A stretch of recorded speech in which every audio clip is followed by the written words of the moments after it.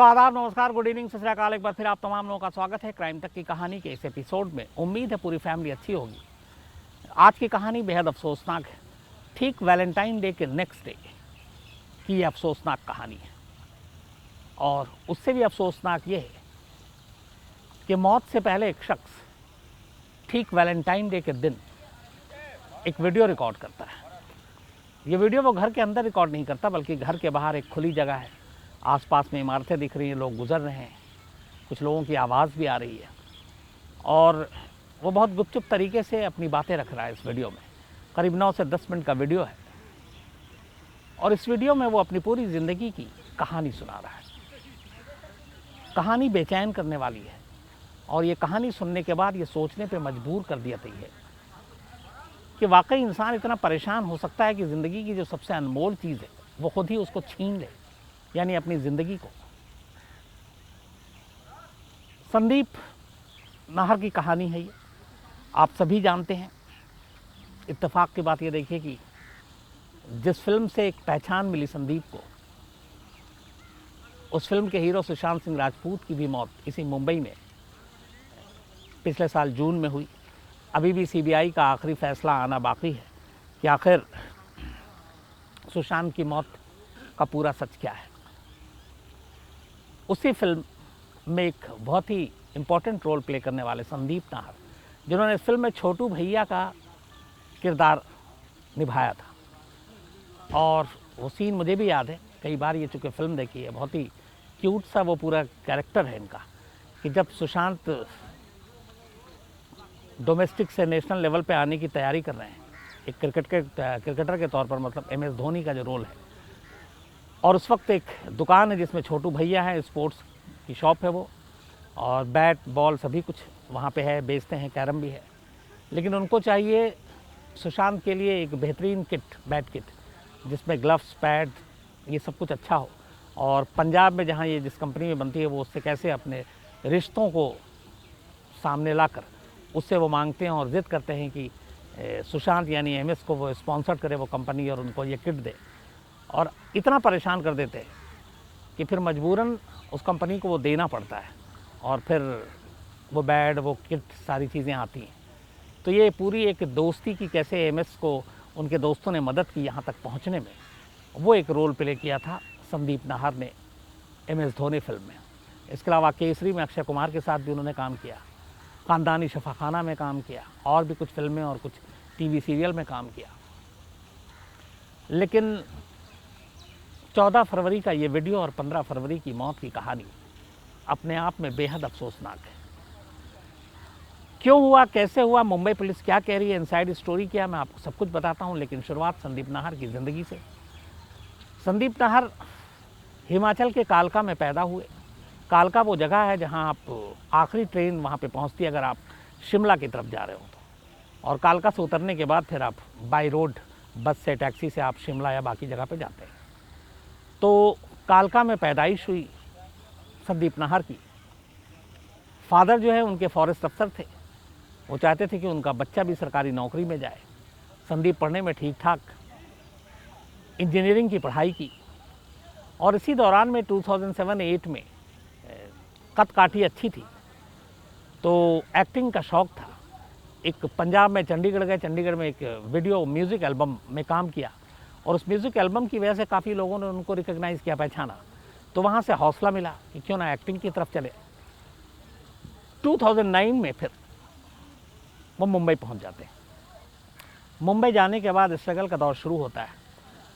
एक रूम में 6-6 लड़के, सारे स्ट्रगलर, वो साथ रहते हैं और काम की तलाश में जुट जाते हैं। अब मुंबई में काम इतनी आसानी से तो मिलता नहीं है। धीरे धीरे वक्त बीतता है, लगता है ऐसे तो ज़िंदगी कटेगी नहीं। घर वालों की मर्ज़ी के ख़िलाफ़ भी काम करने के लिए आया, क्योंकि माँ बाप तो चाहते थे सरकारी नौकरी में जाए। लड़का इंजीनियरिंग की पढ़ाई कर चुका था। तो अब ज़िंदगी को आगे बढ़ाने के लिए और स्ट्रगल जारी रहे, लेकिन पेट भी भरना है, तो छोटे मोटे काम करना शुरू किया। कहीं रेस्टोरेंट में उन्होंने बाउंसर की भी नौकरी की, बाकी और छोटी मोटी नौकरी की, और फिर कुछ सीरियल वीरियल TV में काम करना शुरू कर दिया। लेकिन पहचान नहीं मिल पाई। कुछ छोटी मोटी फिल्में भी मिली, लेकिन भीड़ में वो गुम हो गए, और ज़िंदगी चलती रही। इसी दौरान उनकी ज़िंदगी का सबसे बड़ा मौका, एक जो सबसे बड़ा ब्रेक मिला, वो उन्हें मिला MS Dhoni the untold story में। शायद सुशांत की करियर भी यहीं से पलटी, चूँकि महेंद्र सिंह धोनी की अपनी जो पूरी इमेज है वो बहुत बड़ी है, और धोनी बहुत बड़े स्टार, क्रिकेट की दुनिया में सभी उनसे प्यार करते हैं, मैं खुद उनका बहुत बड़ा फ़ैन हूँ। धोनी की ज़िंदगी पे ये फिल्म बन रही थी, फिल्म से बहुत उम्मीदें थी। नीरज गुप्ता इसके डायरेक्टर थे। फिल्म बनी और फिल्म ने बॉक्स ऑफिस पे कमाल कर दिया। इस फिल्म में काम करने वाले हर एक कैरेक्टर को एक पहचान मिली, और उनमें से संदीप नाहर भी थे। छोटू भैया का उनका किरदार बहुत ही प्यारा सा लोगों ने रिकॉग्नाइज़ किया, और जिस तरीके से इस फिल्म में उन्होंने, पहले वो क्लीन शेव हुआ करते थे, लेकिन दाढ़ी वाड़ी बनाई थी, और उस लुक में लोग उनको पहचानने लगे। इस लुक से उनको इतना प्यार हो गया कि बाद में भी उन्होंने शेव वेव काटा नहीं और इसी लुक में रहने लगे, क्योंकि लोग पहचानते थे MS धोनी की इस फिल्म की वजह से, छोटू भैया को। और फिर इसके बाद कुछ और फिल्में मिली, फिर केसरी आई अक्षय कुमार की, उससे भी उनको पहचान मिली। कुछ वेब सीरीज़ में भी काम किया। अब लग रहा था कि उनकी ज़िंदगी ढर्रे पर आ चुकी है, और अब उनकी एक्टिंग की भी तारीफ़ हो रही थी, सब कुछ ठीक चल रहा था। लेकिन इसी दौरान ज़िंदगी में एक नई कहानी आती है। 2019 में संदीप की मुलाकात होती है कंचन नाम की एक लड़की से। कंचन 3 बहनें, और कंचन का पुराना एक बॉयफ्रेंड भी था जो 2015-16 तक था। उसके बाद दोस्ती होती है संदीप की और कंचन की। दोस्ती के बाद दोनों मुंबई में साथ रहने लगते हैं, और 2019 में दोनों फैसला करते हैं कि शादी कर लेंगे। लेकिन संदीप चूँकि एक मिडिल क्लास फैमिली से आया था, कालका जैसी जगह से, तो उसने कहा कि एक काम करते हैं, अभी हम लोग शादी कर लेते हैं। निभी तो ठीक है, नहीं तो हम लोग बाद में अलग हो जाएंगे। म्यूचुअल अंडरस्टैंडिंग थी दोनों के बीच। कंचन भी तैयार हो गई, दोनों ने शादी कर ली। शादी के बाद संदीप की ज़िंदगी बदल गई। जिस लड़की से उसने प्यार किया, शादी की, फिर उसे लगा कि ये शायद उसने गलत फैसला ले लिया, क्योंकि सुबह शाम दोपहर अब लड़ाई होनी शुरू हो गई। कंचन शक्की भी थी। अच्छा, अभी शादी का राज खोला नहीं गया था, तो एक चीज़ ये भी थी कि कंचन शायद अपनी ज़िंदगी को सिक्योर करना चाहती थी। ये चाहती थी कि वो इस शादी को आम करे, तो उसने कहा था मैं करूँगा। इसी दौरान में 2020 आ गया, कोरोना का काल आ गया, लॉकडाउन हो गया, और इस कोरोना में चूँकि फिल्म इंडस्ट्री भी ठप, शूटिंग भी रुक गई, संदीप कालका पहुंच जाता है, क्योंकि अभी काम वाम था नहीं। और वो कंचन को बताता है कि वो अपने घर वालों को अब बताएगा, और उसके बाद हम दोनों रिसेप्शन भी करेंगे। तो संदीप इधर कालका आता है, लेकिन जून में 2020 में अचानक कंचन भी कालका पहुंच जाती है, और घर जाकर अब वो संदीप से लड़ना शुरू करती है कि तुम अब तक क्यों छुपा रहे हो, ये करो।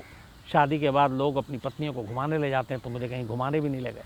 वो बताता है कि कोरोना है, सब कुछ बंद है, यहाँ तक कि स्टेट के बॉर्डर तक सब सील है एक दूसरे से, चाहे वो हिमाचल हो, पंजाब हो, या फिर हरियाणा हो। तो बोला एक बार हालात ठीक हो जाए फिर हम लोग घूमने भी जाएंगे, लेकिन कंचन जिद पे अड़ी रही। इसी दौरान में इन लोगों ने ये डिसाइड किया था कि जुलाई में एक रिसेप्शन रखेंगे, लेकिन कोरोना को लेके बहुत सारे डूज एंड डोंट सरकार की तरफ से आए थे। घर आने के बाद कंचन ने लड़ाई झगड़ा शुरू कर दिया, और उसी दौरान उसने कई बार धमकी दी कि वो खुदकुशी कर लेगी। घर वाले घबरा गए कि अगर कंचन ने यहाँ आकर कुछ ऐसा किया तो पूरा परिवार फंस जाएगा। ये बात संदीप को भी पता लगी। फिर उसे लगा ठीक नहीं है पूरे परिवार को अपने इन चीज़ों के झगड़े के बीच में लाना, तो वो वापस कंचन को लेकर फिर मुंबई पहुंच जाता है। मुंबई जाने के बाद उसे लगता है दोनों अकेले रहेंगे, फिर हालात ठीक होंगे, लेकिन ऐसा सब कुछ होता नहीं है। लड़ाई झगड़ा आम बात थी, और ये सिलसिला चलता रहता है। अब इसमें दो चीज़ें थी, एक संदीप की भी कोई गर्लफ्रेंड हुआ करती थी पहले, लेकिन और वो उसके सोशल मीडिया पे भी थी, शायद संदीप उससे बात भी करता था। ये बात कंचन को खटकती थी हमेशा। लेकिन कंचन का भी एक एक्स बॉयफ्रेंड था, और कंचन उससे भी बात करती थी, बल्कि वो लगातार करती थी। पर संदीप ने उससे कभी इस तरीके की चीज़ें नहीं कही, या आपत्ति नहीं की कि तुम क्यों बात करती हो। बात आई गई होगी, लेकिन इन दोनों के बीच में झगड़ा चलता रहा। इधर लॉकडाउन ख़त्म हुआ, जुलाई अगस्त के बाद मुंबई में शूटिंग शुरू हुई, तो संदीप भी अपने कुछ प्रोजेक्ट पे काम कर रहा था, वो उस पर काम करने लगा। लेकिन हालात ऐसे हो गए कि एक वक्त ऐसा आया कि उसे घर जाने से डर लगने लगा। उसने ये कहा है और लिखा है कि काम जब ख़त्म हो जाता और मुझे लगा कि अब छुट्टी हो गई तो मैं घर नहीं जाना चाहता था। मुझे घर जाते हुए डर लगता था कि पता नहीं क्या होगा, फिर वही झगड़ा। सुकून नाम की चीज़ नहीं है घर में। अगर लड़ाई होगी तो पूरी पूरी रात होगी, फिर सुबह होगी, फिर दोपहर होगी। उसने कहा काम और स्ट्रगल, ये दो चीज़ों से लड़ना कहीं आसान है घर की लड़ाई से ज़्यादा। हालांकि उसने ये भी कहा कि मुंबई फिल्म इंडस्ट्री में भी बहुत सारे पॉलिटिक्स है, बहुत सारे लोग सब्ज़बाग दिखाते हैं, रुकने के लिए कहते हैं, लेकिन वक्त बर्बाद कर देते हैं और बाद में एंड टाइम पे प्रोजेक्ट से हटा देते हैं। ये भी एक सच है। लेकिन उसने कहा कि इन चीज़ों से फिर भी लड़ा जा सकता है और जीता जा सकता है। लेकिन जो लड़ाई मैं घर के मोर्चे पे लड़ रहा हूँ, मुझ में इतनी एनर्जी या स्टेमिना नहीं है कि मैं शायद इसको झेल पाऊँ, और मैं हार रहा हूँ। और इसी के बाद 14 फरवरी को संदीप नाहर एक 9 से 10 मिनट का वीडियो रिकॉर्ड करता है और फेसबुक पर डालता है, और उसमें वो कहता है कि आप लोग मुझे जानते होंगे, मेरा नाम संदीप नाहर है, मैंने MS धोनी में छोटू भैया का किरदार प्ले किया है। लेकिन आज जिस चीज़ के लिए मैं सामने आया हूँ, आपको जो बताना चाहता हूँ, वो सुन के आपको अजीब भी लगे, लेकिन सच यही है कि जो मैं कह रहा हूँ, और वो सच ये है कि मैं शायद मेंटली अनस्टेबल हो चुका हूँ। मैं बहुत सारी प्रॉब्लम झेल रहा हूँ पर्सनल लाइफ में, और मेरी पत्नी कंचन शर्मा की वजह से मैं लगभग 1-1.5 साल से एक ट्रॉमा से गुज़र रहा हूँ। और मैंने कई बार अपनी बीवी को समझाने की कोशिश की, लेकिन वो सुनती नहीं, और 365 दिन तक लगातार वो मुझसे लड़ती रहती है। उन चीज़ों के लिए भी मुझे ज़िम्मेदार मानती है जिन चीज़ों के लिए मैं ज़िम्मेदार नहीं हूँ। इसके बाद इस वीडियो में संदीप पूरी कहानी सुनाता है। उस कहानी का निचोड़ ये है कि कंचन उससे बात बेबात पे लड़ती है, दिन रात लड़ती है, और किसी भी एक चीज़ को लेकर उसके पीछे पड़ जाती है, फिर पीछे हटती नहीं है। यहाँ तक सब कुछ ठीक था, लेकिन 1-1.5-2 साल में जब भी लड़ाई होती, कंचन उसे एक धमकी देती कि वो फांसी लगा लेगी, खुदकुशी कर लेगी, और अपनी मौत के इल्ज़ाम में तुमको जेल भेज देगी। ये बात संदीप को हमेशा डराती थी कि उसकी पत्नी कह रही है कि तुमको खुदकुशी करेगी और अपनी मौत के इल्ज़ाम में तुम्हें फंसा देगी, तुम्हारा करियर भी बर्बाद होगा, तुम जेल भी चले जाओगे, तुम्हारी बदनामी भी होगी। ये चीज़ें इतनी बार होने लगी कि वो डर गया। बल्कि अभी जनवरी में एक बार लड़ाई करने के बाद कंचन घर से भाग गई, और फिर उसे बड़ा मुश्किल से ढूंढा, डरा भी कि कहीं कुछ कर न ले। तो ये सारी चीज़ें होती रही। इस दौरान में कंचन की जो माँ थी, वो भी लगातार संदीप को परेशान कर रही थी, जो उसने अपने वीडियो में कहा। उसने कहा कंचन को असल में जो भड़काती थी वो उसकी माँ ही भड़काती थी, और उसकी माँ हमेशा ये कहती थी कि तुम्हें हम जेल भेज देंगे, तुम्हें हम फलाने केस में फंसा देंगे। उसका ये कहना था कि वो हमेशा कानून की किताब खोल कर बैठी रहती थी जब भी उसके सामने आती थी। बीच में एक बार जब बहुत लड़ाई हुई तो कंचन अपने मायके चली गई, और उसने कहा कि ठीक है, तुम कुछ वक्त अपने आप को अकेला दो, मैं भी अपने आप को देता हूँ। लेकिन जब दोनों अलग थे तब भी उसकी माँ लगातार इसको धमकी देती थी कि हम तुम्हें जेल भेज देंगे अगर मेरी बेटी के साथ कुछ भी हुआ और तुमने उससे अलग होने की कोशिश की, और तमाम केसों में फंसा देंगे।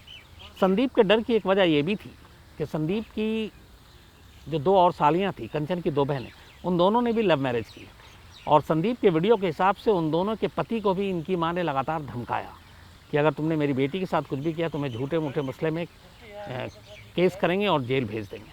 यहाँ तक कि कंचन का जो एक्स बॉयफ्रेंड था, 2014-15 में कंचन और उसकी माँ ने उसके ऊपर भी कुछ इल्ज़ाम लगाया, और उसके हिसाब से करीब 4 से 5 महीना कंचन का वो एक्स बॉयफ्रेंड जेल में रहा। जो संदीप उसके हिसाब से 2019 में, चूँकि वो कंचन के साथ मिला रहा, फिर कंचन ने तब भी मरने की धमकी दी, और वो कह रही थी कि अब जान दे देगी, और ये लगा कि ये अकेली है, परेशान है। इस वजह से तरस खाकर उसने उससे शादी की थी, लेकिन उसे नहीं मालूम था कि ये तरस खाना खुद उसकी ज़िंदगी बदल कर रख देगी। उसने कहा कि ज़िंदगी में हर चीज़ से लड़ा जा सकता है, लेकिन इस तरह की बीवी जो लड़े उससे पार पाना बड़ा मुश्किल काम है। उसका ये कहना था कि लड़ाई दो तरह की होती है, एक होती है कि चलो किसी बात पे बहस हुई, उसके बाद मामला ख़त्म हो गया।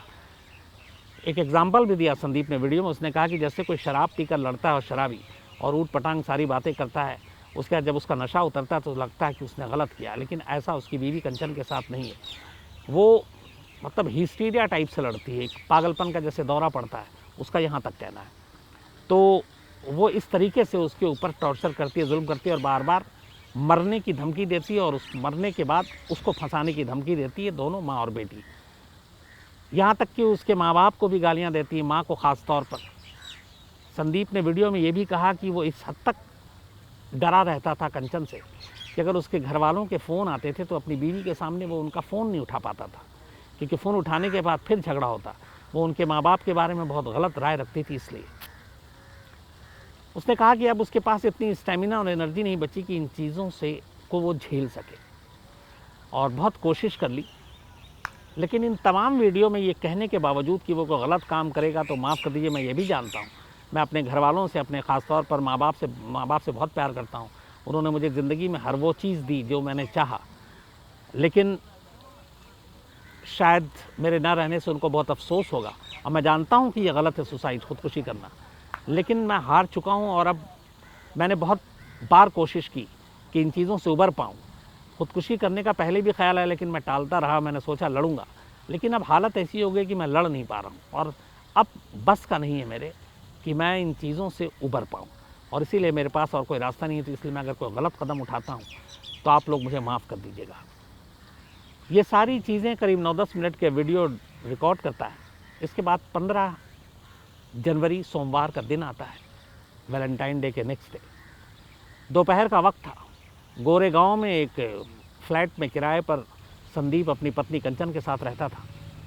दोपहर को वो कमरे में सोने के लिए गया।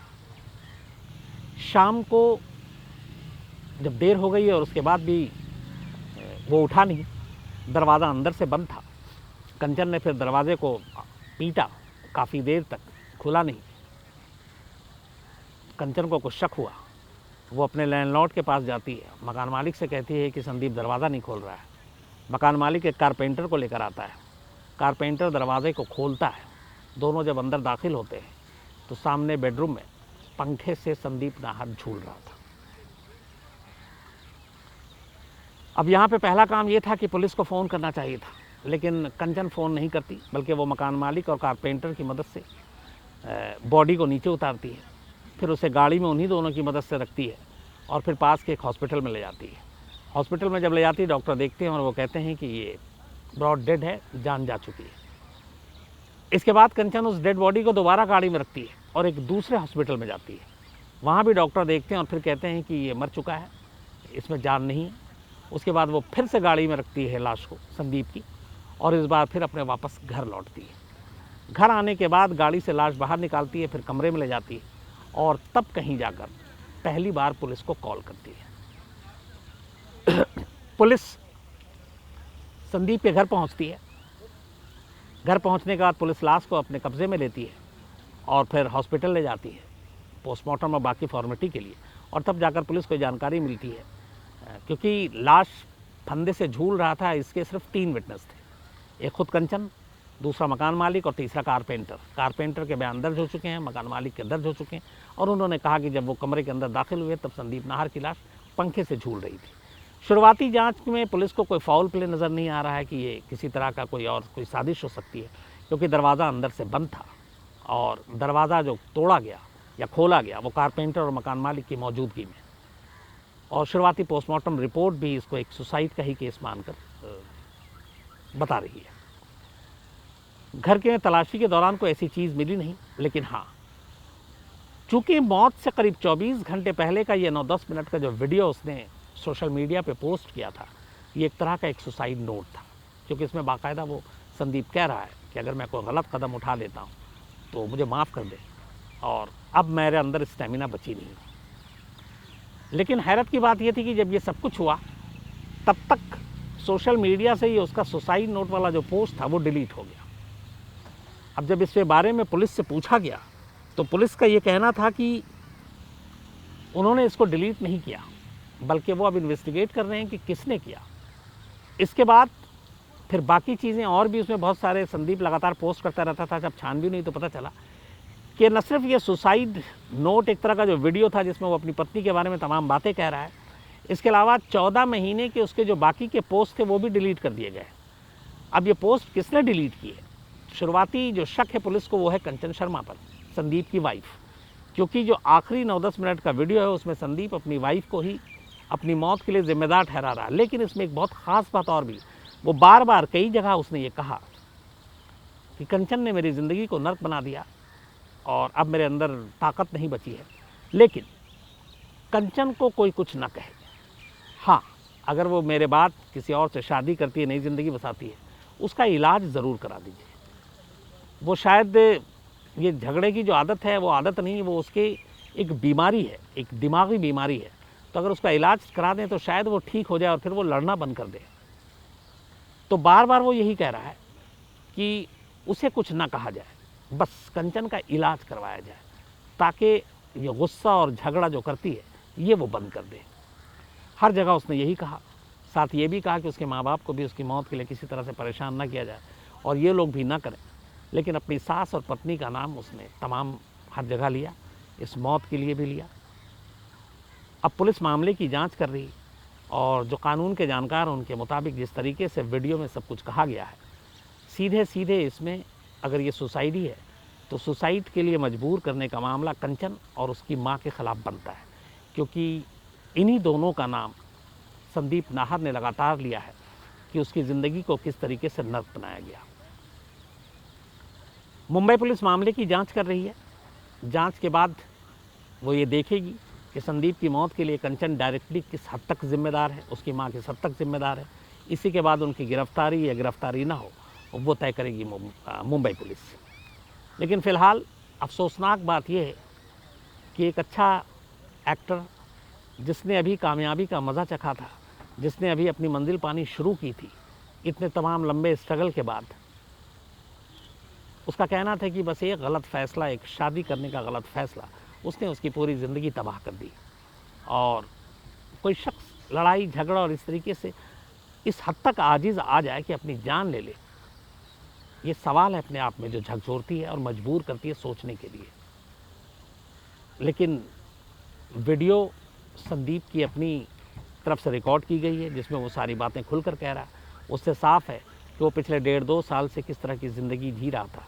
उसने ये भी कहा कि दुनिया को लगता है कि हम लोग बड़े खुश हैं, अच्छे हैं और सब कुछ अच्छा चल रहा है, कामयाबी है, पैसे हैं, दौलत है, शोहरत है।